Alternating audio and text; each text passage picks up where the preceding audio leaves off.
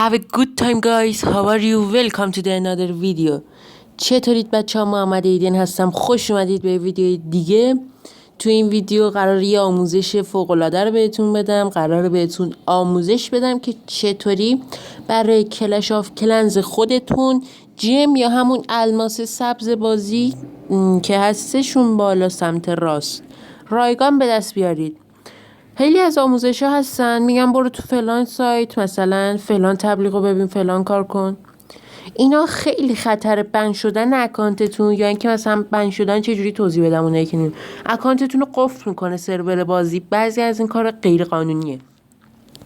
حالا من میخوام بهتون یه راه قانونی و راد بدم. ای بابا، میخوام یه راه قانونی رو بهتون یاد بدم که بتونید جم رایگان دریافت کنید. رایگان نیستش ولی شما جمو میخرید یه طوری رایگان. الان بهتون میگم منظورم چیه، پس باشید با من تا بهتون بگم. خب بچه، شما وقتی میخواید یک جمی رو خریداری کنید باید مثلا اگه از گوگل پلی دانلود کرده باشید بازی رو، باید حساب گوگل پلیتون به اندازه اون مقدار جم که قیمتش هست همیشه شارژ باشه. بذارید من الان مثلا این نکته رو توی کلش رویال بهتون نشون بدم.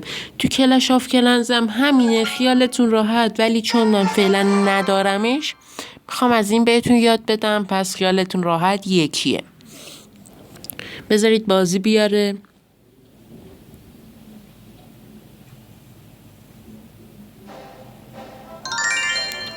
خب اگه شما بخواید که یه خرید قانونی داشته باشید، میایید توی شاپ که میبینید الان اینا نمیدونم چیه، اگه اشتباه نکنم به یورو نمیدونم، مثلا زده 89 کوچیکی رو ولکن بابا، مثلا 4.5 یورو اینو میزنید. مثلا اگه خواستید خرید قانونی داشته باشید و وایسید داشت میومد، اینجا حساب گوگل پلیتون میاد، اگه شارژ باشه میتونید اونو داشته باشید.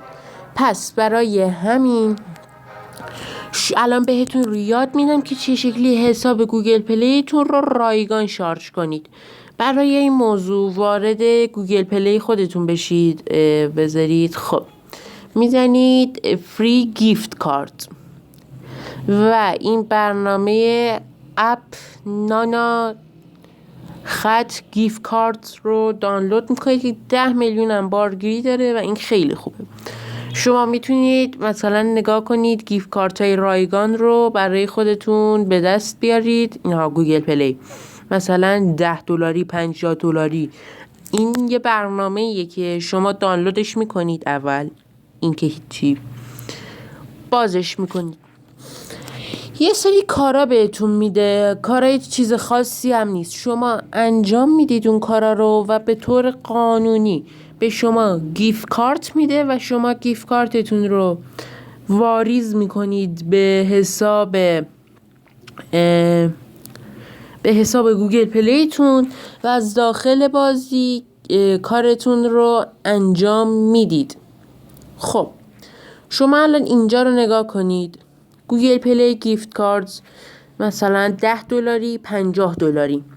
شما برای اینکه گیفت کارت ها رو به طور رایگان بگیرید فقط کافیه یه سری از این امتیازهای خود برنامه که اسمش ناناز، چه اسم مسخره‌ای گذاشته، ناناس نمیدونم، خدایی ول کنید گیر ندید، اونا رو به دست میارید. مثلا میگه آقا فلان کارو بکن 10,000 تا ناناز بگیر، ول کنید دیگه، گیر ندید به این اسمه. مثلا 10,000 تا از این امتیازه بگیر، مثلا $10 160 تا میخواد و شما با 160 تا بذارید، شما با 160 تا، حالا ما میگیم اونم دلاره، زیاد فرق خاصی نداره، بذارید بهتون بگم. شما با 160 تا میتونید 1000 تا جم رایگان بگیرید. به همین راحتی میرید امتیاز جمع کنید، گیفت کارت قانونی برای خودتون میگیرید و گیفت کارت قانونی رو آموزش قبلیمون، آموزش ریختن واریز گیفت کارت به گوگل پلی، اونو ندیدی بود ببین، اونو یاد بگیر، اینو کامل ببین، برو و از جم‌های رایگانت استفاده کن. ممنون که تا اینجای ویدیو بودی و اینکه ممنون میشم کانال منو سابسکرایب کنی و اینکه لایک و کامنت هم یادتون نره. تا ویدیوی بعدی فعلا خدا حافظ.